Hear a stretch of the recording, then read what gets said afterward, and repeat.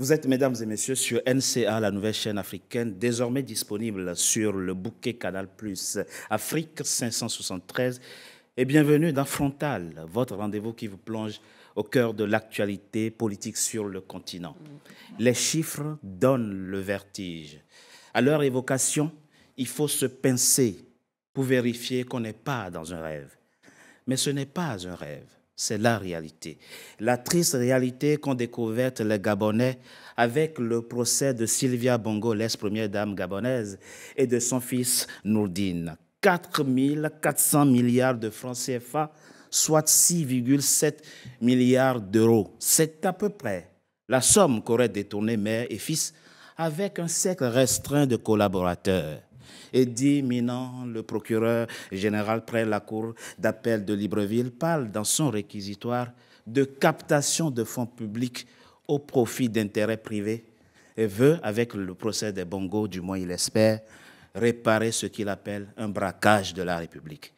Mais quels sont les dessous véritables de ce qu'il est désormais convenu d'appeler le procès du siècle au Gabon et quels enseignements en tirer? 4 invités avec moi pour en parler. Peggy Nadège, Simone Nandon, pasteur, êtes-vous femme de Dieu? Vous êtes par ailleurs formatrice. Vous formez les gens en leadership.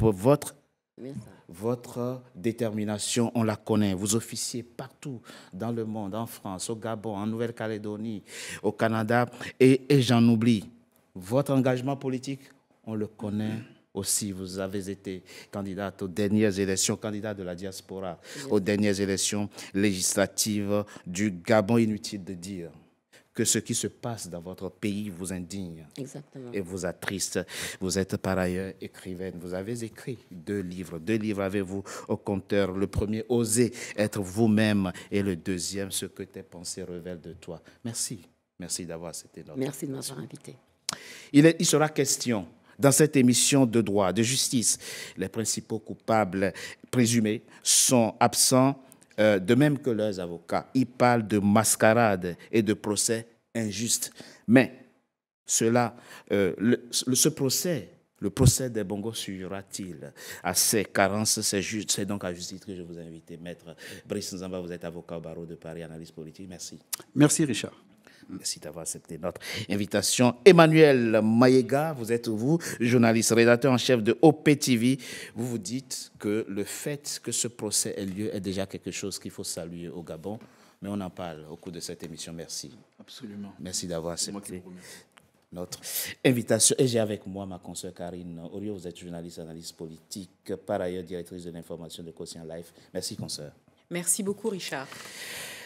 Le verdict est tombé ce 18 novembre 2025. La culpabilité de Sylvia et de Nourdine Bongo ne fait aucun doute aux yeux de Eddy Minant, le procureur général près la cour d'appel de Libreville. On écoute un extrait de son réquisitoire, on en parle après. Monsieur le Président, il a été retrouvé à BGFI sur l'un des comptes du président Ali Bongo, 250 milliards de francs CFA. Monsieur le Président, même le président Omar Bongo Ndimba, après plus de 42 ans de pouvoir, n'avait pas autant d'argent dans un compte. 250 milliards de francs CFA. Pendant ce temps, il y a des délestages partout. Et cet argent, Monsieur le Président, provenait du Trésor public. Monsieur le Président, Nourdine Bongo Valentin fut le centre nerveux de ce dispositif. Ordonnateur de faits, superviseur des décaissements, instigateur des montages et bénéficiaire principal des flux. Je requiers qu'il soit déclaré coupable de détournement des deniers publics, de concussion, d'usurpation de titres de fonction, de blanchiment aggravé de capitaux et d'association de malfaiteurs. Quant à Mme Sylvie Aimée Marie-Valentin, épouse Bongo, elle a organisé la phase de réception, de dissimulation et d'intégration. Je requiers qu'elle soit déclarée coupable de recel et détournement de fonds publics et de blanchiment aggravé de capitaux. Monsieur le Président, leur alliance, l'un dans l'action, l'autre dans la structure, a formé un tout indivisible. Un réseau familial de captation des fonds de l'État. Peggy Nandon, l'un dans l'action, l'autre dans la structure. L'un dans l'action, c'est le fils, l'autre dans la structure. Les deux ont formé un tout indivisible pour siphonner l'économie de votre pays. Comment avez-vous vécu en tant que Gabonaise ce qui se passe dans votre pays, ce procès qui s'est achevé ce 18 novembre? Comme vous l'avez dit, hein, les chiffres, je dirais, font froid au dos. Parce qu'on ne peut pas comprendre que dans un pays qui manque d'eau, qui manque d'électricité, qui manque pratiquement de tout, qu'on puisse avoir des individus qui ont en leur possession de telles sommes. C'est juste, je ne sais pas quel terme utiliser, mais c'est juste indécent pour rester correct. Mesuré et modeste. Oui, c'est vraiment indécent. Et la question qui se pose aujourd'hui, parce que c'est vrai qu'on a ce procès, c'est une bonne chose, c'est un bon début, mais la question qui se pose aujourd'hui, c'est comment est-ce que des individus ont pu arriver à avoir de telles sommes? Il faut que la question soit posée. Il faut que la question soit posée. Brice, et qu'on puisse y répondre. Et qu'on puisse trouver réponse à cette question. Et précisément par rapport à cette question. Brice Nzamba, on nous apprend. On découvre à ce procès que 2021, 2022, 2023, le Gabon contracte un prêt de à peu près 648 milliards 800 millions de francs CFA. C'est le montant du prêt contracté par le Gabon sur ces 3 années. Seulement 82 milliards sont allés au Trésor public. Plus de 400 milliards sont allés dans les poches de Sylvia Bongo et de son... Comment c'est possible dans une république? Oui, alors, ce qu'il faut comprendre, c'est que la politique dans beaucoup de pays africains est considérée par beaucoup comme étant une corne d'abondance. C'est-à-dire que les gens entrent en politique, non pas pour servir l'intérêt général, mais plutôt pour servir leurs propres intérêts. Donc, quand on arrive aux affaires, le trésor public est considéré comme faisant partie du patrimoine personnel. Hein, c'est ce qu'on appelle des régimes patrimoniaux. Hein. Oui, mais ces gens n'étaient pas aux affaires. Sylvia était occupée quelque Oui, chose mais ceux qui ont facilité le décaissement de ces sous à partir du trésor public sont aux affaires. Donc, puisqu'il faut justifier de l'utilisation de cet argent, il faut donner une apparence de licéité de l'utilisation de cet argent. On trouve donc des personnes qui créent des sociétés et qui vont donc concourir au marché public, qui vont être privilégiés, qui vont avoir du favoritisme pour obtenir une apparence de marché. Et donc, ils vont décaisser de l'argent pour servir ces sociétés, qui vont donc commencer à travailler, qui ne vont pas finir, en général, c'est ça. Et cet argent est détourné. Donc, en fait, le détournement d'argent, ça demande une ingénierie dans le mal, on va dire. Donc, il y a une ingénierie. Il faut savoir déjà avoir des gens qui sont compétents pour créer des sociétés, sociétés écrans, qui sont compétents pour créer des documents, qui donnent une apparence de licéité pour servir au final au détournement de fonds. Donc, c'est toute une ingénierie au service du mal. Donc, c'est ça. C'est ce qui s'est passé au Gabon. Je dirais que c'est la face immergée de ce qui se passe dans beaucoup d'États. Totalement. Cette problématique que nous abordons dans cette émission n'est pas spécifiquement gabonaise. Et ça, on va approfondir ce point de façon très claire dans cette émission. Mais avant de passer à un autre intervenant, Brice Nzamba, réglons une question de droit. Juste une question de droit. Puisque les deux principaux accusés ne sont pas là. Oui. Ils sont absents. Oui. On a une dizaine d'individus qui faisaient partie de leur... dont 2 ont été acquittés ce 18 novembre. Brice Nzamba, dites-nous, vous êtes avocat. Est-ce que quand je fais don de 1,3 milliard, c'est vrai, la question, elle est, même le chiffre, là, quand on le parle, on l'évoque, ça donne de la douleur. Est-ce que celui qui reçoit un don de 1,3 milliard, est-ce que c'est considéré comme une infraction? Oui, mais en fait, tout dépend du contexte. Déjà, le don qui est fait, oui. Il faut déjà, au niveau de la législation, il y a des montants. C'est-à-dire qu'à partir d'un seuil, d'un montant de donation, ça ouvre droit à une fiscalité. C'est-à-dire que vous devez payer des taxes au niveau des impôts. Ça, c'est déjà le premier élément quand on fait une donation. Parce que selon les pays, il y a un seuil de donation. À partir d'un certain montant, il faut payer des taxes. Ça, c'est le premier point. Le deuxième point, il faut que, parce que la particularité de la donation, c'est une libéralité. C'est-à-dire que c'est comme son nom l'indique, c'est un don, c'est-à-dire que c'est à titre gratuit. Voilà. Oui, c'est ça. C'est à titre gratuit. Maintenant, quand le don, à la vérité, est un détournement déguisé, il appartient, donc, quand il y a une enquête, il appartient aux instructeurs, donc à la juge d'instruction, de pouvoir redonner à cette donation sa véritable qualification.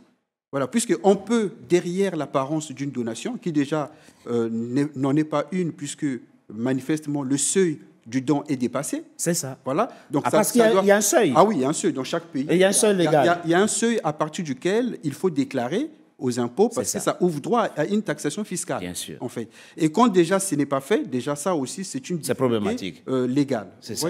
Donc là, en l'occurrence, le juge d'instruction, lui, son travail, c'est de pouvoir donner aux faits leur véritable qualification. Voilà. Donc ça dit que ce n'est pas parce que je dis que moi je dis que c'est une donation, que juridiquement, c'est forcément une donation. Très bien. Voilà. Alors, c'est pour ça que le bâtonnier qui était présent à ce procès demandait au CENI les montres que vous avez reçues, les véhicules, tout ça. Est-ce que vous avez payé des impôts sur ça? Donc, la question était bienvenue. Oui. Mais quand le président offre 16 milliards à son épouse pour ses besoins personnels, oui, mais ça aussi...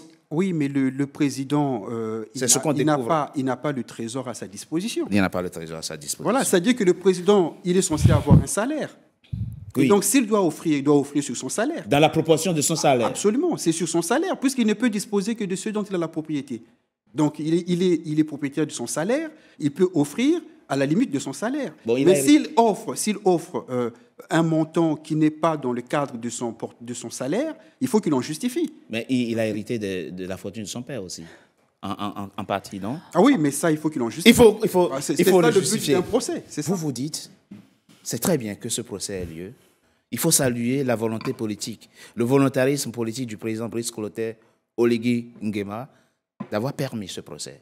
Absolument, mais moi je dirais plutôt que je crois que c'est le procès d'un autre temps, c'est-à-dire celui de la France-Afrique qui n'est pas morte, c'est vrai, mais qui est en train de péricliter quelque part. Alors moi, c'est vrai que, permettez-moi d'être très surpris par ce que j'entends. On croit toujours que l'Afrique est très pauvre, mais là, à écouter ce que vous dites, l'Afrique est riche, même si le FMI va récupérer de l'argent pour pouvoir donner aux Africains, mais sur quelle base? Donc ça veut dire qu'elle est complice aussi. Mais moi je crois que la réalité, c'est que ce procès-là n'est pas le procès du Gabon, c'est le procès de la France-Afrique. C'est le procès il faut vraiment ramener le débat sur ce terrain-là. Moi je crois, en tout cas, le débat juridique sur ce terrain. Alors faites descendre, s'il vous plaît, la bouteille qui est devant vous. Karine Orio, quel est votre regard sur ce procès qui s'est achevé ce 18 novembre? Moi, je vais contredire mon confrère. Je ne pense pas que ce soit le procès de la France-Afrique. Je pense que la première chose à saluer, c'est que déjà, on salue 50 ans. La bouteille, s'il vous plaît. On salue une dynastie qui a régné au Gabon. Je pense que ça, c'est la première chose. Omar Bongo... avant ça, on avait eu effectivement le premier président du Gabon. On a eu Omar le père, et puis on a eu le fils. Je pense qu'on salue déjà ce procès-là. Et que ensuite, cela donne une leçon. Et là, je vous rejoins peut-être en Afrique centrale sur le fait que les présidents ne sont plus intouchables. Et que désormais, grâce à ce procès qui s'ouvre, on va commencer à s'intéresser à ce que c'est la transparence. Ce n'est pas normal que l'utilisation des deniers publics, effectivement, Peggy l'a dit tout à l'heure, vous l'avez souligné, il y a des délestages, il y a des endroits où il manque d'eau, sur le plan de l'éducation, sur le plan des infrastructures. On a toujours su que le Gabon était un des premiers pays qui était riche par son pétrole, même si aujourd'hui les choses ont changé. Mais je pense que ce procès donne la possibilité aussi à ceux qui ont gouverné de répondre.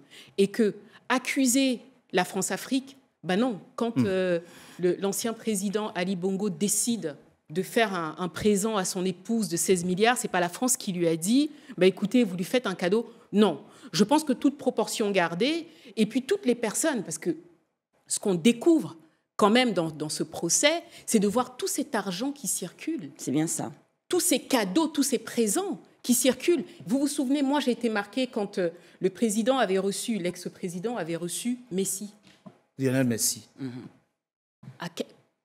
Enfin, oui, d'accord, je comprends que le foot ce soit important, que ce soit un sport très important, etc.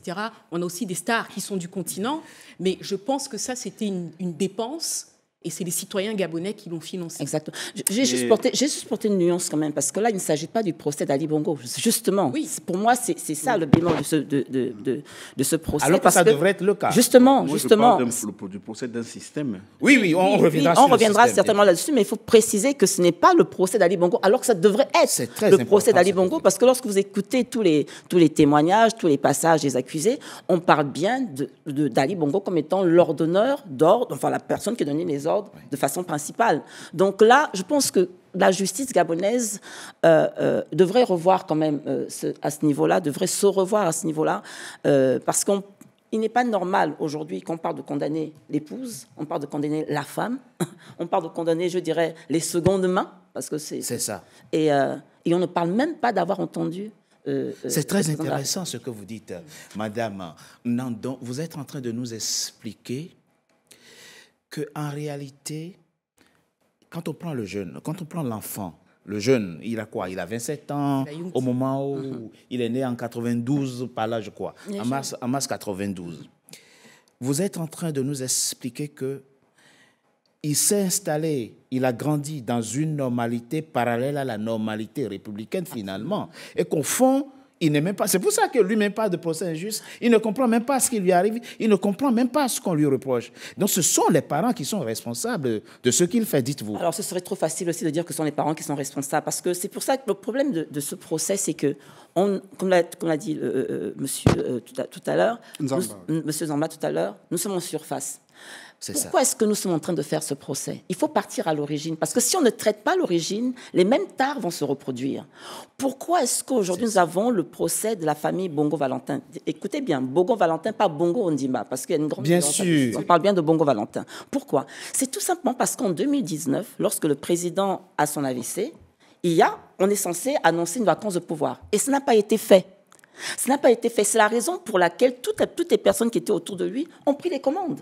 Donc, il faut expliquer l'origine, d'où ça part. 2019, lorsque le président Ali Bongo a son AVC en octobre 2018, il me semble, on aurait dû annoncer la vacance du pouvoir pour que le procédé naturel puisse s'enclencher. Ben non, qu'est-ce qui s'est passé? On a laissé, je ne sais pas si c'est ce qu'on appelle un vide juridique, je ne sais pas ce qu'on appelle comment. On a fait une modification de la Constitution. En ajoutant une disponibilité temporaire. Exactement, en ajoutant une indisponibilité temporaire, et ça a créé tout ce désordre-là. Parce qu'on aurait tout simplement suivi la Constitution, qu'on n'aurait jamais eu ces jeunes aux commandes de l'État. Moi, j'ai une question. Est-ce que vous pensez que là, je suis d'accord avec vous, c'est-à-dire que le procès en ce moment, mère et fils, ok, mais est-ce que avant que ce soit eux qui prennent les commandes, est-ce qu'il y avait une bonne gestion des Absolument pas. C'est pour ça que je dis que c'est facile de circonscrire. Ça rejoint aussi un peu. C'est facile de circonscrire ce procès. Parce que là, on le circoncis, excusez-moi, je finis juste, on le circoncis entre 2019 et 2023. Mais ça a commencé bien avant. Bien sûr. On a parlé des Black Boys, justement, parce que, justement, Noureddine, c'était la partie après les Black Boys. Ce qu'on a fait à Noureddine et à sa mère aujourd'hui, eux, ils l'ont fait à la cruche Alianga. Oui. Mais avant la cruche Alianga, on parlait bien des Acrombessi Boys. Donc aujourd'hui, il faut dire que c'est un système qui perdure depuis longtemps. C'est pour ça que je dis qu'il faut aller voir les choses jusqu'à la racine. Sinon, on ne saura que des choses qui en surface. Si je puis me permettre. Bien sûr. Oui, alors, à mon avis, ce qu'il faut comprendre, c'est que pourquoi il y a ces procès. Voilà. C'est-à-dire que le président Brice Oligui Nguema a besoin, en fait, de légitimer son pouvoir au niveau de l'opinion publique. Exact. Voilà. Parce qu'il a pris le pouvoir en allant un peu à l'encontre d'un mythe, le mythe de la famille Bongo. Oui. Donc, il fallait donner un gage aux Gabonais, que lui, c'est un président de la rupture, puisque c'est ça. Notamment avec l'impunité. Voilà. Donc, là, ce qu'il fait, c'est que lui-même, étant quelque part un peu aussi membre de la famille, donc il négocie avec la famille en disant qu'il ne va pas s'en prendre à la vérité aux têtes pensantes de ces systèmes. Quand je dis aux têtes pensantes, vous avez donc Ali Bongo, vous avez donc son fils à l'occasion du fait qu'il était devenu indisponible et tout le reste. Et donc, qu'est-ce qu'il fait? Il va donc, vous avez suivi certainement cette vidéo en caméra cachée du fils Bongo, où vous avez des émissaires du président Oligui Nguema qui viennent des magistrats, il faut préciser, des magistrats. Des magistrats qui viennent proposer à la famille, donc à Nourdine, sa mère, et à Ali, un protocole d'accord. Oui. C'est-à-dire que ce protocole d'accord autorise leur autorise à quitter le territoire gabonais. Pourtant, il n'y avait qu'Ali qui avait besoin de se faire soigner, mais tous, ils pouvaient partir. Voilà. Alors qu'il y a une enquête qui est en cours et qu'ils étaient à la disposition de la justice, vous voyez. Parce que le contrôle judiciaire, quand une personne est placée sous contrôle judiciaire, il y a une des mesures importantes qui est prise, c'est celle de rester à la disposition de la justice. C'est-à-dire qu'on prend des interdictions de sortir du territoire. On prend son passeport. Voilà, et il doit venir pointer une fois par semaine au commissariat pour être sûr qu'il est sur le territoire et rester disponible à la justice. Alors, c'est quand même extraordinaire que des personnes qui sont poursuivies, on leur donne l'autorisation de quitter le territoire, sachant qu'il y a une enquête contre eux, et on laisse donc les secondes mains, comme on a dit, sur le territoire pour les juger. Pourquoi ? Parce que le plus important, c'est de dire aux Gabonais que ces gens-là, on les a quand même jugés. Voilà. Mais même si les vrais responsables ne vont pas faire la prison, mais ça donne l'impression au peuple gabonais qu'il y a un procès qui a jugé les fauteurs de troubles, donc ceux qui détournent l'argent. Et puis donc, moi, j'ai tenu ma promesse de rupture. Donc, vous pouvez me faire confiance. Donc, c'est politique. Le procès est avant tout politique. Exactement. Le procès est politique. Je propose qu'on marque une coup de pause sur le retour dans quelques instants pour poursuivre notre réflexion. À tout de suite. NCA, désormais sur Free. Après son intégration au bouquet Canal+ Afrique, Canal 9 et Canal 573, NCA poursuit son développement et vient d'intégrer le célèbre bouquet Free TV, Canal 426. La chaîne panafricaine renforce ainsi son ancrage aussi bien en Afrique que hors d'Afrique. Le développement de NCA, c'est vous, nos téléspectateurs à travers le monde. NCA, la chaîne panafricaine de référence.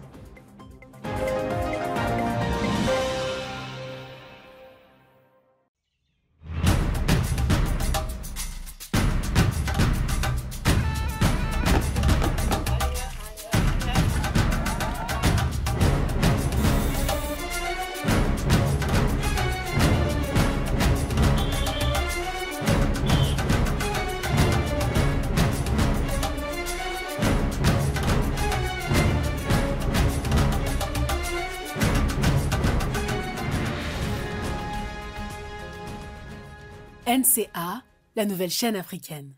NCA, the New African Channel. Deuxième partie de Frontal, votre rendez-vous politique dont le numéro de ce jour est consacré au Gabon. Gabon qui a connu un procès, le procès des Bongo, qui s'est achevé ce 18 novembre avec la condamnation de 8 personnes qui ont comparu et l'acquittement de 2 personnes. Madame Nandon, vous avez dit quelque chose de très important dans la première partie de cette émission, sur lequel il faut revenir. C'est notamment la question de la responsabilité collective de la classe politique gabonaise par rapport à ce qui s'est passé. Je me souviens très bien, Ali Bongo a eu un AVC en novembre 2018. J'avais à l'époque, vous étiez même parmi mes invités, fait plusieurs invités émissions politiques sur cette actualité-là. Il y avait des opposants gabonais qui venaient réclamer la démission d'Ali Bongo dans mon émission. Certains sont aujourd'hui membres du gouvernement actuel. Il y a une grande chaîne de responsabilité. Il se trouve à l'époque, Madame Nandon, que Pierre Claver Moussavou Maganga, respectable homme politique gabonais, et Marie-Madeleine Momorantou, qui était la présidente du Conseil constitutionnel, de la Cour constitutionnelle gabonaise, nous ont expliqué que Ali Bongo possédait la totalité de ses facultés, qu'il n'y avait aucune espèce de vacance de pouvoir et qu'il fallait laisser le président continuer à gouverner. Eh bien, nous y voilà. Nous y voilà effectivement, parce que lorsque j'entends le réquisitoire du procureur général, il parle d'usurpation de titres, sous prétexte que le président ne pouvait plus gouverner. Non, à aucun moment, officiellement, il ne nous a été dit qu'Ali Bongo était en incapacité, bien au contraire. Toute la classe politique nous a fait croire pendant longtemps qu'Ali Bongo avait tout son bon sens. Donc je ne peux pas comprendre aujourd'hui qu'on ne puisse pas remonter jusqu'à cela pour juste rester en surface. Je dis non. C'est pour ça que je suis d'accord avec vous, monsieur Zamba, que c'est un procès qui est politique. Oui, mais pourquoi interprétons le fait d'avoir délimité par rapport à la temporalité le procès a porté sur des infractions qui ont été commises entre 2000. Et pourquoi? Parce qu'avant, ça se passait autrement. Non, mais parce que les comptes, il faut les régler avec Ali et sa dynastie. Parce que ce qu'il faut savoir, c'est que le président Oligui Nguema veut se préserver l'avenir, en fait. Oui. Voilà, c'est-à-dire qu'il s'agit, à la vérité, de s'attaquer à toute velléité de vengeance ou de retour au pouvoir de la dynastie Bongo, à travers Noureddine Bongo, en fait. Parce que quand vous regardez la vidéo où il est en train de s'exprimer en face de Noureddine et de sa mère, il dit qu'il faut éviter les vengeances. On n'est pas là pour les vengeances. Et il précise même dans la vidéo en caméra cachée où il y a le protocole qui est négocié, il est dit que quand ils sortent du territoire, il ne faut pas qu'ils intentent des actions contre l'État gabonais. C'est ce qu'on leur reproche. C'est ce qu'on leur interdit. Pourquoi? Parce que Oligui Nguema veut simplement préserver et prémunir son régime. Voilà. Ce n'est pas pour dire que le procès, il ne fallait pas le faire. Hein. Oui. Voilà. Mais ce que je veux dire, c'est que c'est un procès politique et qui a des avantages, je dirais, des avantages collatéraux pour le peuple gabonais. Donc, l'avantage que le peuple gabonais en tire, c'est un avantage collatéral. Mais le but principal est de manœuvre, c'est un but de manœuvre politique du président Oligui Nguema pour prémunir son régime des velléités de retour au pouvoir de la dynastie Bongo. Voilà. Karine Orio, oui. Moi, je pense que j'ai une autre lecture. J'ai une autre lecture parce que je pense que ce procès, même si effectivement il peut paraître aujourd'hui insuffisant, c'est-à-dire qu'on n'est pas jugé, en tout cas le vrai coupable, je pense que c'est important pour la société gabonaise. Bien sûr. Et que il a été question de dialogue national, de réconciliation. Mais encore une fois, comme je l'ai dit dans mon propos, je pense qu'on règle aussi la dynastie, les années, en tout cas, passées sous les Bongo. Et que c'est une page, un début de justice qui était demandé par la société gabonaise, par les citoyens gabonais. C'est un début, maintenant, avec toutes ces imperfections. Et que, encore une fois, ça ne concerne pas que les Gabonais, mais je pense que ça concerne toute l'Afrique. Absolument. Sur la gestion des deniers publics, sur le fait, effectivement, que ce soit la famille, et comme vous l'avez souligné, c'est-à-dire qu'on se retrouve dans une situation où on a une personnalité qui est en incapacité, les institutions aussi sont complices. Oui. Et je pense que ce qui manque aussi dans ce procès, c'est que cette même justice aussi a failli à son devoir. Exactement. Au moment où il fallait. Qu'est-ce qu'elle aurait pu faire? Mais justement, c'est le président qui nomme les magistrats. Hein. Mais oui, mais justement, c'est que c'est tout un système. On a des institutions qui ne sont pas assez fortes parce qu'on est obligé d'attendre de passer par tout ceci pour pouvoir avoir un début de procès. C'est totalement vrai. Un début de réflexion. Tout le monde est coupable dans cette histoire finalement. Mais avant de revenir à vous, Monsieur Maïga, en réalité, et c'est là où le coup, je ne vais pas l'appeler coup d'État, c'est là où ce qu'on appelle le coup de libération prend tout son sens en août 2023. Ça veut dire quoi? Si ce coup-là n'était pas intervenu, ce système aurait continué jusqu'à aujourd'hui. Oui, mais on dirait que c'est, selon vous, il est arrivé par hasard, ce qui n'est pas vrai. Quoi ça? Le coup de libération. Le coup de... Moi, je crois que ça a été bien, j'allais dire à un moment donné, bien pensé. Par celui dont je parlais tout à l'heure, suivez mon regard. Et j'aurais voulu dire tout simplement à Mme Orio que, quoi qu'il en soit, la génération spontanée, comme je l'ai rappelé ici, n'existe pas. Depuis Pascal, c'est fini.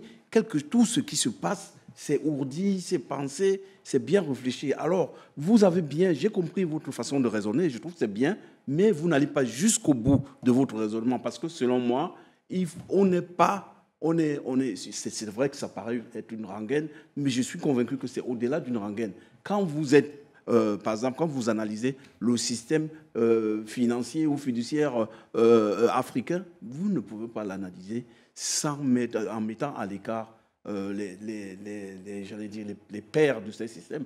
C'est terrible. C'est comme si vous avez un enfant mineur qui est responsable. Clarifiez-nous. Monsieur Maïga, oui. Clarifiez-nous. Puisque vous tenez absolument à faire un lien entre ce qui s'est passé et la France-Afrique. Quelle est la responsabilité de la France dans ce dont on est en train de parler ici? Allez-y, de façon plus concrète et précise. La responsabilité de la France-Afrique, c'est que c'est elle qui a initié ce système. Et notre responsabilité, c'est que nous avons suivi, et nous ne sommes plus des enfants. nous sommes coupables, mais nous ne sommes pas les seuls coupables. C'est ce que je veux dire ici. Nous sommes coupables vraiment, et je le reconnais. Et je ne suis pas en train de dire que c'est les Français qui ont fait ceci ou qui ont fait cela. Mais ces derniers temps, vous avez vu, que ce soit Robert Bourgi et tout, vous avez entendu les micmacs de billets qui circulaient, les valises de billets qui circulaient, et Chirac qui disait même devant la télé, si jamais il y a un problème, souvenez-vous de l'argent des Africains qui a été arraché, volé et tout, machin. Donc, je crois que, quelque part, si nous ne prenons pas en compte réellement les vrais problèmes, les vraies causes, nous allons nous tromper sur les effets. Vous comprenez? Et pour couper court à ce système, je pense que c'était bien qu'il y ait ce procès. Oui, mais il faut que, effectivement, tout le monde, et là je rejoins Mme Oriot, même le système judiciaire aussi est malade. Donc, tout est malade. Et puis, la maladie ne s'arrête pas seulement à ces systèmes que nous avons ramenés en Afrique. Je crois que le vrai problème, c'est que nous sommes aujourd'hui englués dans quelque chose qui est juste inimaginable. C'est cette France qui est là, qui ne veut pas partir. On croyait qu'elle est partie, mais non, elle s'arrête. D'accord. Et regardez, je vous donne un exemple. C'est la France. Je vais chuter à travers, par exemple, l'exemple du Sénégal. Vous avez vu actuellement où nous en sommes. Et pourtant, le PASTEF qui est là, on aurait pu croire qu'à un moment donné, il réglerait le problème. Mais non. On en est où au Sénégal? Vous voulez parler de quoi? Vous avez vu la bisbille entre M. Sonko et tout. Et vous croyez que ça arrive comme ça. Donc, vous voyez la France derrière tout. Mais ce n'est pas que je vois la France derrière tout. La France veut être derrière tout. Mais vous avez raison. Il y a une part de pertinence dans ce que vous dites.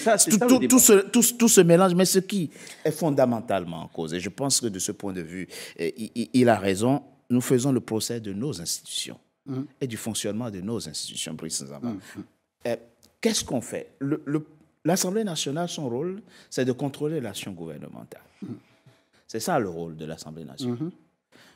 Voilà. Il se trouve que quand le président de la République, il a la majorité à l'Assemblée nationale, il est tranquille, personne ne l'embête. Il fait ce qu'il veut. On fait comment?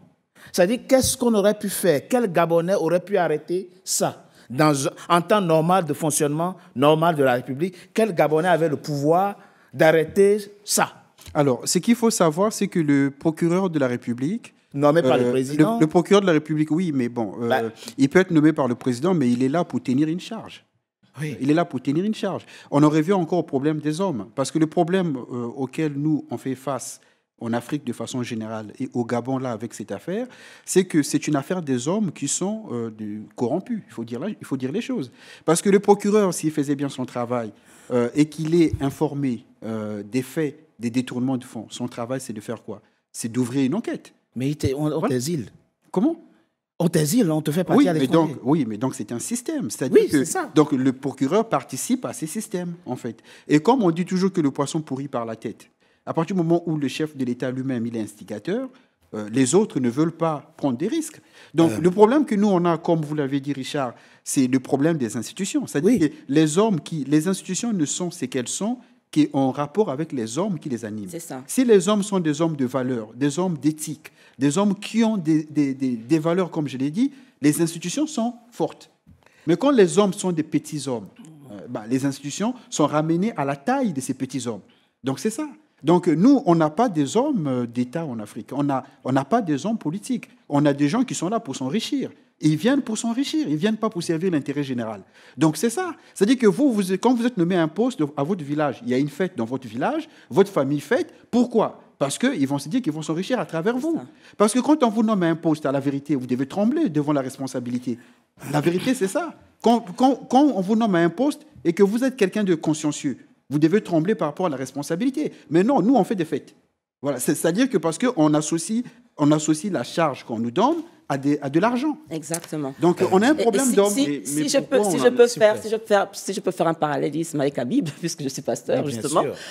Lorsque le roi Salomon, on lui a confié de gérer le peuple, qu'est-ce qu'il a demandé à Dieu? La sagesse. C'est ça. Il n'a pas fait de fête.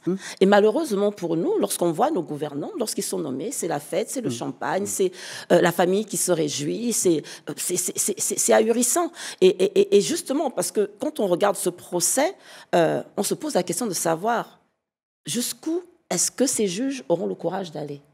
Il faut leur poser la question. Parce qu'on a délibéré aujourd'hui pour les 10 personnes, avec 2 acquittés et 8 condamnés. Mais la réalité, c'est que d'autres noms ont été cités. Bien sûr. D'autres acteurs ont été cités. Il y a toute une chaîne de responsabilité qui a été citée et ces personnes n'ont jamais été entendues. Et on ne sait même pas ce qui va se faire. Donc, c'est bien beau d'initier Mais le procureur l'a précisé, que ces personnes qu'il a citées vont tous comparer. C'était quand même l'opportunité. Ils vont comparer dans quel cadre? Ils devaient comparer dans le cadre de ce procès pour éclaircir. Parce qu'on ne peut pas comprendre qu'un président de la République, assis dans son salon avec 2 de ses collaborateurs, je ne sais pas qui, 2 de ses amis, décide que toi tu prends 2 milliards, toi tu prends 2 milliards. Mais qui décaisse ces 2 milliards? Qui décaisse ces 2 milliards? Parce qu'on le veuille ou pas, il y a des signatures. Quelles sont ces personnes qui ont signé? Ces personnes devaient être là, elles devaient venir témoigner pour éclairer le public. Mais madame, oui, s'il vous plaît. On parle parce que c'est vraiment quelque chose qui me tient. Bien sûr. On parle de biens qui ont été réquisitionnés. Mais attendez, quand on écoute la liste de tous les biens qui ont été réquisitionnés, où sont ces biens aujourd'hui? Est-ce qu'on est capable de dire, on parle des institutions, c'est une bonne chose, mais en réalité, comment est-ce qu'on sort de là? On sort de là en accentuant la transparence. Aujourd'hui, le public, on a fini un procès, on ne sait pas où sont ces biens. Est-ce que ces biens ont été, parce que ces biens, s'ils ont été pris en 2000... Ceux qui sont au Gabon, on sait où ils sont. Justement, mais... Les cités, les villas... Oui, mais d'accord, mais est-ce que c'est encore sous ces caisses? Est-ce que ces choses ont été... c'est confisqué. Oui, mais c'est confisqué. C'est confisqué par qui? Par qui? Le nombre de... Qu'est-ce qui... Parce que lorsqu'on écoute les vidéos, les Bongo Valentin disent qu'on leur a tout pris. On leur a pris combien? On leur a... C'est où? Oui. Mais c'est ça la transparence. Il faut que si on fait un procès public, il faut que toutes ces choses soient dites. Ça veut donc dire que tous les acteurs concernés, c'est-à-dire les directeurs généraux de banque, les ordonnateurs d'ordre du budget, des comptes publics, ainsi de suite, toutes ces personnes auraient dû être entendues. Où sont-elles? C'est pour cela que moi je dis que c'est pas un procès qui est là pour rendre justice, parce qu'on ne peut pas avoir une justice à 2 vitesses. Si on veut rendre justice, il faut que tout soit dit, il faut que tout soit clarifié. Mais nous sommes... Je préciserai quand même quelque chose, Peggy. Oui, Salomon a demandé la sagesse. Mais Dieu ne lui a pas donné que sa sagesse, il lui a donné la richesse. Mais c'est pas lui qui l'a donné, c'est pas lui qui l'a donné. Oui, mais ça c'est pas... il y avait quand même un volet... mais je vous préciserai que la richesse vient toujours avec la sagesse. Absolument. Parce que la sagesse crée l'argent. Absolument. En tous les cas, c'est votre façon de voir les choses. Oui. Mais je dirais que... Parce qu'il faut le préciser. Et je pense que s'ils en sont à parler, à gérer de l'argent aujourd'hui de cette manière, c'est tout simplement parce que nous vivons dans... C'est pour ça que je veux que nous allions vraiment au fond du débat. Nous sommes dans la pauvreté et nous découvrons de l'argent. Et qu'on veut en faire quelque chose de... ça, comme vous le disiez tout à l'heure, et vous avez raison de le dire. Mais moi, je crois que quand quelqu'un va en politique, c'est vrai, c'est pour se servir au lieu de servir. Non, c'est pas pour se servir. Normalement, non. Servir au lieu de servir. Oui, servir au lieu de se servir. Oui, malheureusement, oui. Pas tous, pas tout le monde. Il y en a qui sont... Peut-être Nelson Mandela, mais encore qu'au moment où il y avait mais bon, ça c'est un autre débat. Mais quoi qu'il en soit, la réalité c'est que nous avons envie de l'argent. On réfléchit, on respire. L'un des prévenus l'a dit justement que qui aurait pu refuser? La question elle est là, c'est qui aurait pu refuser? Mais ça montre la nature des gens qui dirigent. C'est ça, c'est exactement ça. C'est-à-dire que c'est des personnes, à la vérité, qui ne sont pas préparés à la charge publique. Mais Brice nous en et même ceux qui sont préparés à la charge publique, parce que si on remonte encore plus loin, beaucoup ont été préparés, mais on fait aussi pire que ça. Parce que c'est plus complexe que ça. C'est-à-dire que la charge publique demande d'abord de faire un travail sur soi-même. Il faut d'abord faire un travail sur soi-même et puis arriver à comprendre ce qui est de soi et ce qui n'est pas de soi. Je prends l'exemple de la République du Congo. Quand on avait le gouvernement de Massamba Deba à l'époque, les ministres, quand ils partaient en mission, quand ils revenaient, le surplus de l'argent des frais de mission qui restait, ils allaient remettre au trésor public à l'époque. Mais aujourd'hui, ce n'est plus le cas. Mais M. Zamba, justement, lorsque vous écoutez l'un des prévenus, qu'est-ce qu'il dit? Il a trouvé le système ainsi. Oui, c'est ça. Donc la question est, comment est-ce qu'on règle ça? C'est ça. Ouais, ce sont les règles, madame. Mais est-ce qu'aujourd'hui, ces règles ont changé? Est-ce que ces règles ont changé? En fait, les règles existent, mais il faut les faire respecter. Parce que le problème que nous, on a, c'est l'impunité. Parce que si, à partir du moment où, c'est là où je disais que ce procès a un avantage collatéral, parce que ça peut aider à mettre dans l'esprit des gens qu'on peut être puni. Voilà, oui. C'est ça l'avantage. Et c'est la crainte de la punition qui fait qu'on se comporte correctement. Exactement. C'est ça. Parce que quand vous êtes dans un espace où vous n'avez pas... Parce que l'être humain, comme disait Montesquieu, absolument, le pouvoir... C'est une vérité absolue que le pouvoir corrompt. Absolument. Voilà. C'est-à-dire que s'il n'y a pas de limites, exact. Mais l'esprit humain, il est en expansion. Exact. C'est-à-dire que pourquoi je m'arrêterai quand il n'y a pas de limites? Voilà, c'est ça. Karine Orio, pour revenir au côté institutionnel de la problématique,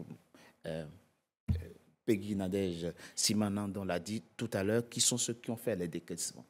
Quand je suis dans un rapport hiérarchique subalterne par rapport à celui qui m'ordonne de faire des décaissements, qu'est-ce que je fais? Je suis trésorier PE. Le président de la République, mon ministre de tutelle, me dit, mais tu me... Je fais quoi? Évidemment, je pense qu'on est tous d'accord sur un fait, c'est que c'est tout le système qu'il faut condamner, parce que, effectivement, pour réussir à sortir autant d'argent, c'est toute une chaîne. C'est-à-dire que de celui qui signe, etc. Mais encore une fois, et comme l'a dit Maître Zamba, c'est que ça met la lumière sur tout un système de corrompus, de personnes corrompues, et que c'est tout un système qu'il faut réussir à démanteler. C'est pas normal que effectivement on soit dans un pays où les uns et les autres se servent et que ce sont des deniers publics. Encore une fois, il faut quand même qu'on se dise que ce n'est pas du tout leur argent. Non, absolument. Ils prennent ça pour des données personnelles.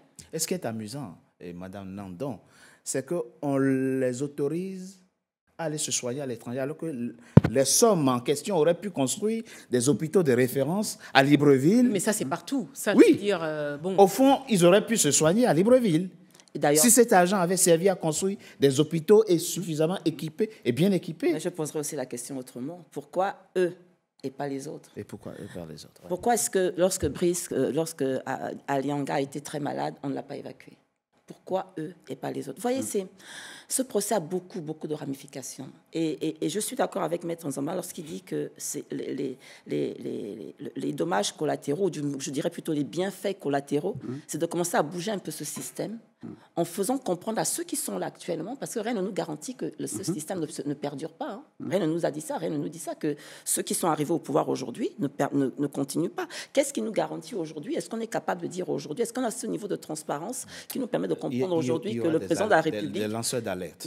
Oui, mais aujourd'hui, justement, c'est là que je dis qu'il faut pousser beaucoup plus. Ce serait dommage, je trouverais vraiment dommage. Et pour le Gabon, et pour les gouvernants actuels, de dire que tout s'arrête à ce procès.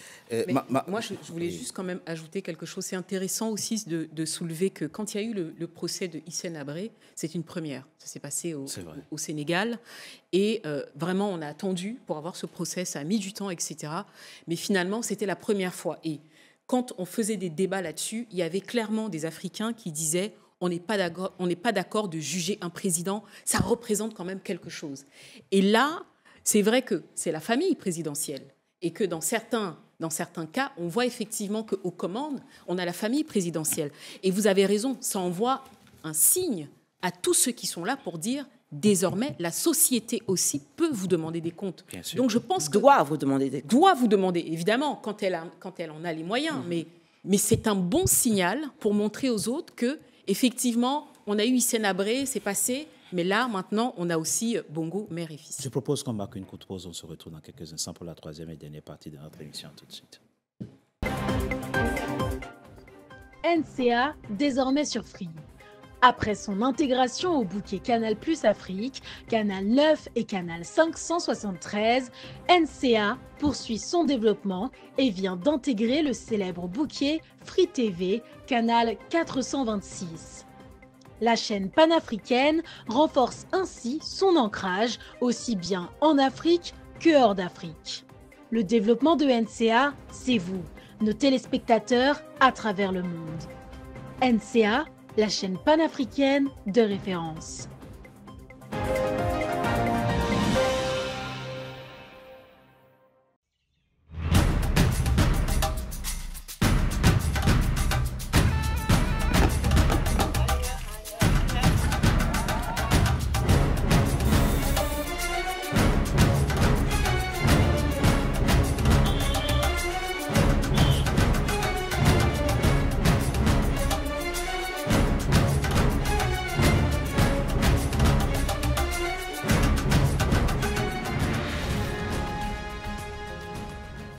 NCA, la nouvelle chaîne africaine. NCA, the New African Channel.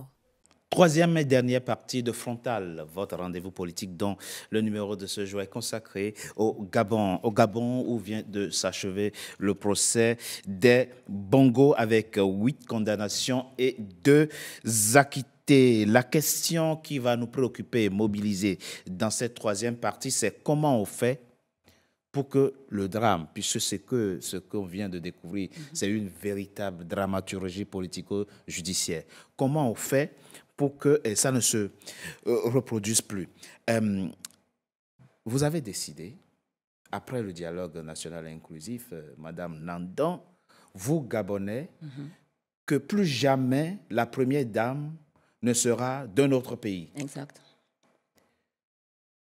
Si Sylvia Bongo avait peut-être été gabonaise, le drame n'aurait peut-être pas pris cette ampleur. C'est pour ça qu'à titre pédagogique, vous voulez que désormais, celui qui veut être président de la République au Gabon doit épouser une fille du pays. Est-ce que ça change? Ça peut aider à changer quelque chose? Est-ce que c'est un garde-fou véritable? Personnellement, je ne pense pas que le problème se pose en termes d'étrangers ou pas étrangers, parce qu'on a eu une présidente, Edith Lissou-Bongo, qui a fait beaucoup de bonnes choses. Qui a fait beaucoup de bonnes choses. Donc, je ne pense pas que ce soit ça. Je crois que c'est plus une question de cœur. Le type de cœur des personnes qui sont à la tête de nos États. Ça n'a rien à voir. La preuve, c'est que lorsqu'on parle de cette chaîne de responsabilité, ce sont des Gabonais pur sang. Ce sont des Gabonais 100% qui ont été ceux qui ont signé tous ces décaissements. Ce ne sont pas des étrangers qui étaient en bout de chaîne de à différents niveaux de ces décisions. Donc, le problème ne se règle pas ainsi. Je crois qu'il faut une véritable moralisation de la vie politique. Il faut vraiment une véritable conscientisation. Il faut mettre à la tête de nos États des personnes qui aiment leur peuple, parce qu'il s'agit de ça. Parce que quelqu'un qui aime son peuple ne peut pas accepter, je dis bien ne peut pas accepter d'avoir autant d'argent à son profit dans des comptes en banque. Alors qu'il n'y a même pas d'eau dans certains hôpitaux. Il n'y a pas de lumière, il n'y a pas de courant. Je ne parle même plus d'université, je ne parle pas d'école. Donc, je ne pense pas que ce n'est pas parce qu'on aura des femmes gabonaises. On a eu une présidente gabonaise, la mère d'Ali Bongo, qui a à son époque aussi dévalisé une banque. Il faut le dire. Il faut le dire, c'est dans l'histoire du Gabon. Donc, je crois qu'il faut vraiment éduquer nos pays. On peut détruire son propre pays, vous voulez dire? Bien sûr. Ce n'est pas une question de nationalité. Non, absolument. C'est une question de patriotisme. C'est une question de patriotisme, accentuer un véritable amour pour son pays et surtout une véritable vision pour son pays. Mais comment ce qui ressort aussi beaucoup de toute cette situation, c'est-à-dire qu'avant le coup de la libération, c'est que la société gabonaise est quand même assez fracturée. Quand on voit tout ce qui se passe, la montée de la xénophobie, qu'on voit tout ça, il y a beaucoup l'instrumentalisation du politique aussi, de l'ethnisation et tout ça. Et je pense qu'effectivement, les femmes et les hommes d'église que vous êtes, et puis les hommes politiques, ont aussi beaucoup de travail à faire là-dessus pour réconcilier la société gabonaise. Oui. Parce que là, on sent qu'il y a une société qui est quand même assez fractionnée. On a toujours utilisé les ethnies pour des besoins électoraux. Ça a toujours fonctionné comme ça. Et je ne pense pas que c'est sans pédagogie, sans un véritable travail de conscientisation, d'unification du peuple gabonais pour former une nation. Parce que la réalité, c'est que le Gabon n'est pas encore une nation. S'il n'y a pas ce véritable... Ça, c'est très important. Oui. C'est vrai. Parce que ça se voit. Ça se voit. Tout ça, il n'y a pas de récit collectif. Non. Il n'y a rien. Non. Mais ce n'est pas spécifiquement gabonais. Hein? Mais ça vaut pour... pratiquement tous les pays du continent. Malheureusement pour nous, justement, et tout ça, c'est à des fins politiques, justement, parce qu'on sait très bien qu'on vaut mieux diviser pour mieux régner. Donc tout ça, ça a été entretenu, justement, pour des besoins politiques. Donc oui, il y a un vrai travail de fond à faire, un vrai travail de conscientisation, un vrai travail d'éducation civique auprès de nos jeunes enfants, à faire comprendre que le Gabon n'est pas plusieurs ethnies, le Gabon est une nation. Nation. Il y a 2 nœuds véritable dans cette problématique. Je crois que Mme Nandon vient d'évoquer. Le premier, c'est qu'on n'est pas une nation. Il n'y a pas une conscience citoyenne, il n'y a pas une conscience d'appartenance à une nation avec au-dessus le bien collectif. Vous savez, si quelqu'un prend le pouvoir, il occupe un poste de décision, il pense à lui, à sa famille, à son clan. Les autres Gabonais Ce n'est pas son problème. Comment on fait? Comment on transcende ça? Oui, mais Richard, c'est-à-dire qu'un peuple, en fait, une nation est générée par de grands hommes, en fait. La France n'a toujours pas été la France. Oui. Voilà, c'est-à-dire que la France est devenue une nation. Même le nom France, ça vient des Francs. Les Francs, c'est une petite tribu. Une petite tribu, bien sûr. Qui a donné son nom à toute la France. Bien sûr. La vérité. Donc, moi, ce que je pense, c'est que il faut des grands hommes, il faut une vision, comme l'a dit Madame Ndong. Il faut d'abord des hommes qui portent une vision et qui veulent d'abord générer le sentiment national, le sentiment citoyen. Mais ça passe par l'éducation, ça passe par l'école, ça passe par qu'est-ce qu'on transmet aux enfants qui vont à l'école. Est-ce qu'on met devant eux l'amour, l'attachement aux principes qui fondent le vivre ensemble, ou plutôt à leur tribus, à leur langue ou à leur origine? Parce que les langues, les tribus, les origines en soi, c'est pas mauvais. Ça fait partie de la culture africaine.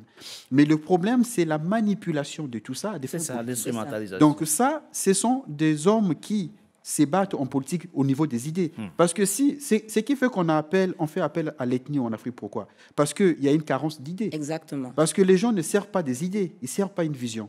Donc, qu'est-ce qu'ils vont faire? Ils vont prendre ce qu'il y a de plus primo-sautière chez des gens, c'est-à-dire la tribu. Ça, voilà. C'est ça. Ça, c'est la question liée. C'est pour ça que vous voyez que vous pouvez voir des Gabonais défendre, malgré le fait qu'il y a des évidences en termes de vol, en termes de crimes, tout simplement parce que nous sommes de la même ethnie. Nous sommes de la même. Oui, mais on s'identifie malheureusement par rapport à l'ethnie. Parce que juste, Richard, s'il te plaît, parce que nous, souvent, on pense que l'éducation, parce que selon Emmanuel Kant, l'éducation est formée de deux piliers. Il y a l'instruction et la discipline.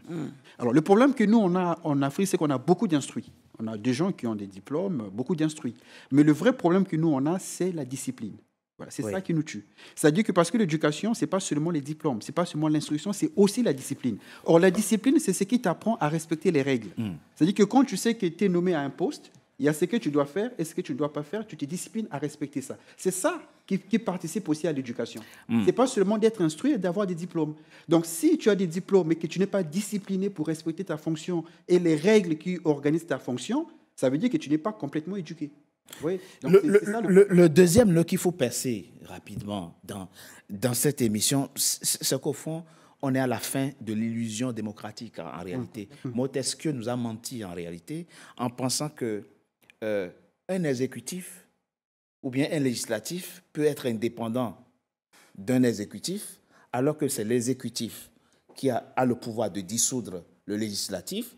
S'il a la majorité à l'Assemblée nationale, l'exécutif et le législatif font un, c'est l'exécutif qui nomme les responsables du judiciaire. Mais c'est un faux truc. La démocratie est la forme de l'État, telle que pensée par Montesquieu et les Voltaire. Ça n'a aucun sens. En tout cas, ça ne marche pas. Ça, non, mais en fait, le problème de tous les systèmes, c'est la vertu des gens. C'est-à-dire que ce que Montesquieu dit, au fond, parce que dans la séparation de pouvoir, il y a la séparation stricte. Donc, vous avez le régime présidentiel, vous avez la séparation souple avec le régime parlementaire. Mais si les parlementaires font leur travail comme il faut et que le gouvernement fait son travail comme il doit le faire, le pays fonctionne.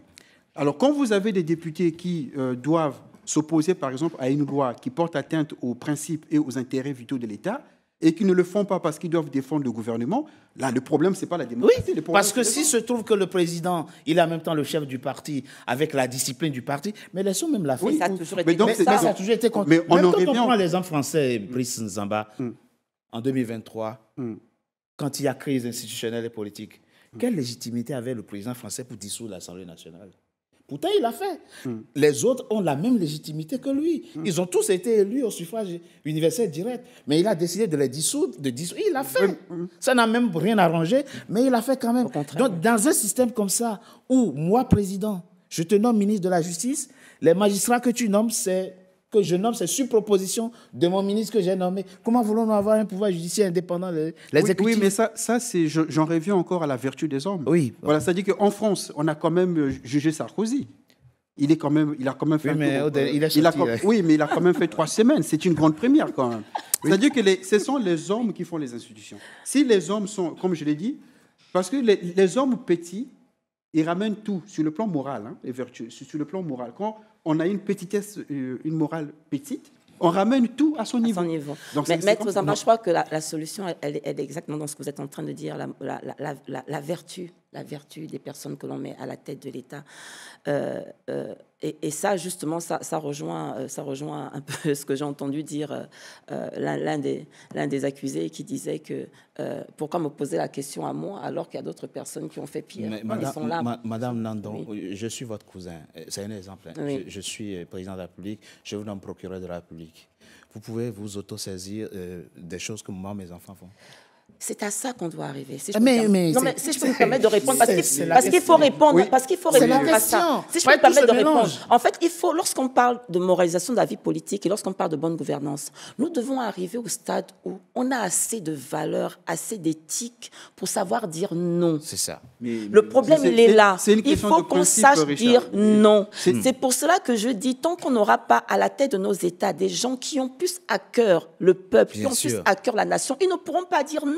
On ne peut dire non que lorsqu'on estime que ce qui me concerne est en dessous de ce qui concerne le bien commun. Mais Madame Nandon, le législateur a résolu ce problème. Par exemple, regardez le Conseil constitutionnel.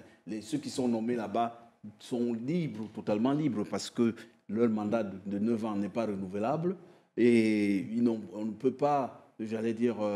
les démettre. Donc, vous voyez, quand on arrive à ce niveau, on est libre.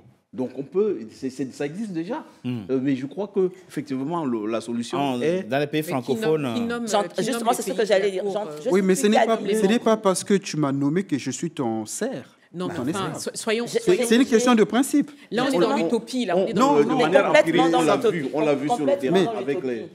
J'entendais, j'ai lu, il y a un homme que je lis énormément, que j'écoute énormément, qu'on appelle Miles Monroe, qui disait ceci que, et je crois même que Miles Monroe, et je pense même que, je crois que Nelson Mandela a repris certaines de ces expressions en disant que l'Afrique dans laquelle nous sommes en train de grandir n'a pas besoin de plus de lois. On ne peut pas remettre en question nos lois, nos constitutions. L'Afrique a besoin de leaders qui exécutent tout simplement ce qui est écrit. Et qui sanctionnent en cas de faute. Et justement, j'allais atterrir là-dessus. Lorsqu'on parle de bonne gouvernance, comment est-ce qu'on règle ça? La bonne gouvernance, c'est quoi? Lorsqu'il y a fraude, lorsqu'il y a vol, lorsqu'il y a crime, que ce soit financier ou humain, on sanctionne.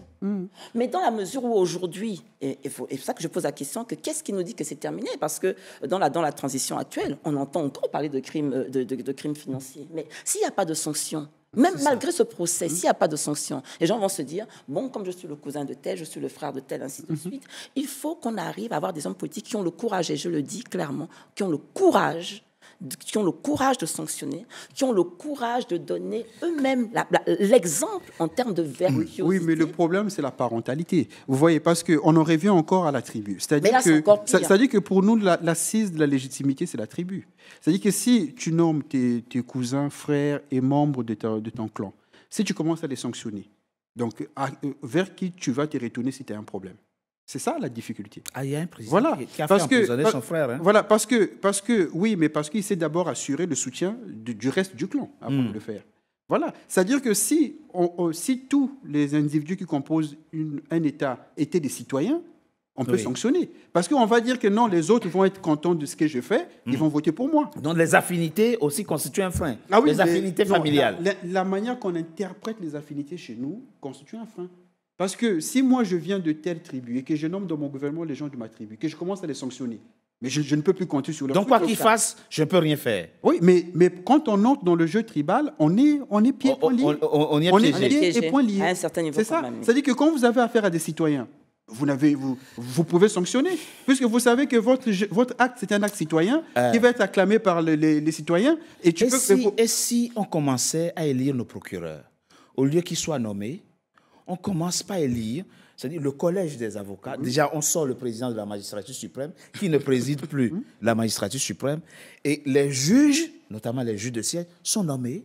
On nomme les procureurs. Mais ça fonctionne comme ça dans certains pays. Aujourd'hui, ils ont commencé par nommer les procureurs comme ça. Il est indépendant, il ne doit pas son mandat au président de la République. Il peut agir librement. Ça, c'est quelque chose qu'on peut expérimenter, non? Oui, bien sûr. Mais encore une fois, moi, je salue le fait qu'on reconnaisse ici qu'il y a une réalité africaine. Oui, il y a une réalité. Et celle-là, c'est que quand on est malheureusement obligé de gouverner en famille, non, on n'est pas obligé, c'est un choix.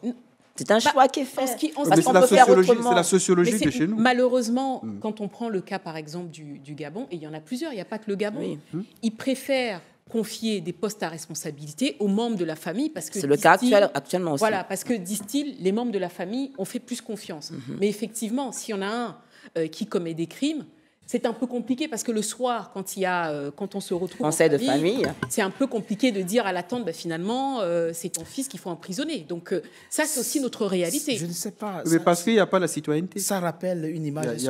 Vous avez vu l'image du président turc dans un train, le président Erdogan actuel, dans un train, il a soif.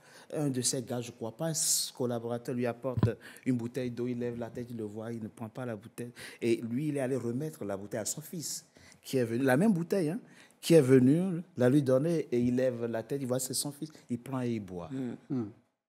C'est-à-dire, je ne peux gouverner que ceux en qui j'ai confiance. Oui, mais la confiance, en fait, le critère de la confiance, ce n'est pas forcément le sang. Oui, on est d'accord. C'est la communauté d'idées et de vision. La vérité, c'est ça. C'est que nous, on est encore, parce que c'est une question de niveau de conscience, il faut le dire.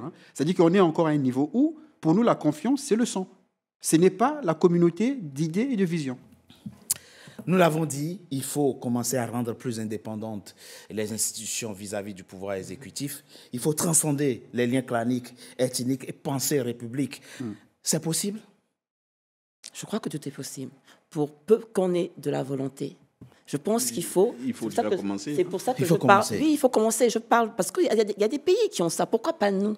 Pourquoi ne pas transcender justement ces niveaux claniques, ainsi de suite ? Moi, je pense que c'est possible. Je refuse de croire... je refuse de croire qu'il y a une fatalité en Afrique qui fait qu'on ne peut pas, peut pas voir des dirigeants. Voilà, on ne peut pas voir des dirigeants répondre de leurs crimes et aller en prison. Dernier point de droit dans cette émission, pour finir cette émission, ils ont refusé de comparaître. Bon. Oui, ils ont la liberté. C'est facile de refuser de comparaître quand on m'a extradé. Mais oui.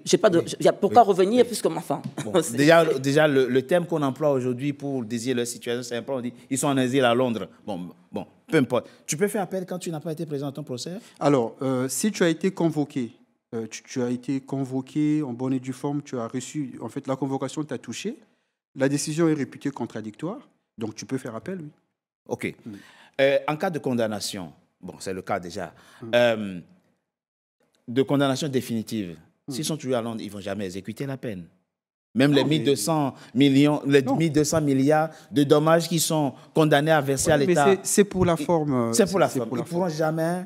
Non. C'est comme je l'ai dit, pour moi, c'est un procès politique avec un avantage collatéral pour la population. Non, quand vous dites procès politique, il faut qu'on respecte les juges qui ont siégé.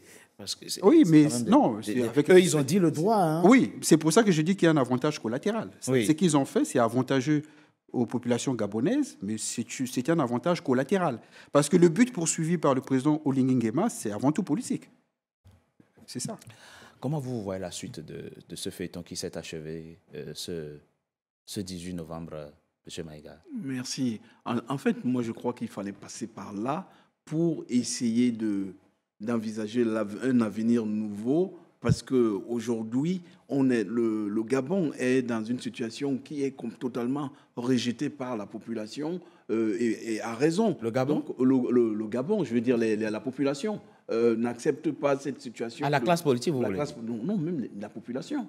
Oui, n'accepte pas. Politique, rejette qui? Rejette le système qui existe actuellement. Oui, et donc, il me semble qu'il fallait purger ce système et passer à autre chose. Et de ce point de vue, je trouve que M. Oligui est un fin tacticien. Bien sûr. Bon, ça ne veut pas dire que je l'approuve, mais en tous les cas, je constate que ce qu'il a pris comme option n'est pas la plus mauvaise. Et ça permet de passer vers des lendemains nouveaux et d'imaginer une nouvelle, ère politique. Mais, selon moi, et c'est ce que je disais ici, c'est qu'il fallait vraiment aller plus loin et percer l'abcès, l'abcès. Et je crois que l'abcès il y a eu tentative de percer l'abcès, mais elle n'a pas été faite. C'était quoi? Mais c'est-à-dire que, en fait, le procès qui s'est passé là, ça a été c'est un semblant de procès, d'accord. Mais réellement, les oui, bien sûr. Les vraies personnes et tout ne sont pas... Il a le mérite d'exister, ce procès. Oui, absolument. Madame Nandon, je vous laisse le dernier mot. Vous êtes femme, vous êtes mère, vous êtes pasteur. Ces gens ont violé l'imaginaire des Gabonais. Oui.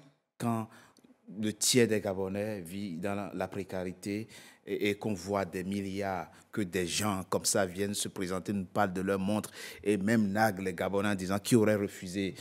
C'est un viol, ce qu'ils ont fait. Ils ont violé l'imaginaire des Gabonais. Vous êtes optimiste quand même pour l'avenir? Oui, parce qu'on l'a dit sur ce plateau, il fallait commencer quelque chose. Il fallait commencer par quelque part. Et c'est pour ça que je dis que j'espère que le réquisitoire d'aujourd'hui n'est pas la fin. Au contraire, que ce procès soit un tremplin pour vraiment entendre toute la chaîne de responsabilité. Parce que si on s'arrête à ce niveau, pour moi, malheureusement, hein, c'est la nature qui est ainsi, ce qui n'est pas puni a tendance à se reproduire. Donc, je prie, je crois vraiment que si on a enclenché ça, parce qu'on n'oublie pas aussi, on parlait de faire le procès de justice, réconciliation, vérité, tout ça n'a même pas encore été fait, parce qu'il y a plusieurs procès qui sont encore en suspens. Il y a le procès de 2016, il y a tellement de procès qui sont en suspens que si vraiment le président Brice Clotaire Oligui Nguema veut, comme le disait tout à l'heure, asseoir son autorité, je pense qu'il a tout intérêt à vraiment établir beaucoup plus de transparence dans ce qui a été dit dans ce procès, qu'on sache exactement où sont tout ce qui a été pris, comment est-ce que ça a été redistribué ou pas, surtout que les prochains crimes, tout ce qui a été dit, les personnes qui ont été citées soient écoutées, et s'il faut qu'elles soient punies, Ça va donner, je le répète encore, ça va donner non seulement du baume au cœur, parce que les Gabonais sont meurtris de savoir qu'on n'a pas d'hôpitaux, on n'a pas d'école, alors que tout cet argent aurait pu régler tous ces problèmes-là. Je ne parle même pas de tous ceux qui ont réussi à échapper depuis Akron-Bessie, ils sont tellement nombreux. Voilà. Donc oui, donc je pense que ce procès peut enclencher quelque chose de bon, à condition qu'on ait le courage de le poursuivre jusqu'au bout et d'entendre toutes les personnes concernées. C'est sur cette note d'espoir de la femme de Dieu que prend fin Frontal, votre rendez-vous politique, que je vous remercie d'avoir été nombreux à suivre, mesdames et messieurs. Restez fidèles à nos programmes. Je rappelle que nous sommes désormais sur le bouquet Canal+, Canal 573. Merci encore une fois d'avoir été nombreux à nous suivre. À très bientôt pour un nouveau numéro de Frontal. Merci à vous. NCA, désormais sur Free. Après son intégration au bouquet Canal+ Afrique, Canal 9 et Canal 573, NCA poursuit son développement et vient d'intégrer le célèbre bouquet Free TV, Canal 426. La chaîne panafricaine renforce ainsi son ancrage aussi bien en Afrique que hors d'Afrique. Le développement de NCA, c'est vous, nos téléspectateurs à travers le monde. NCA, la chaîne panafricaine de référence.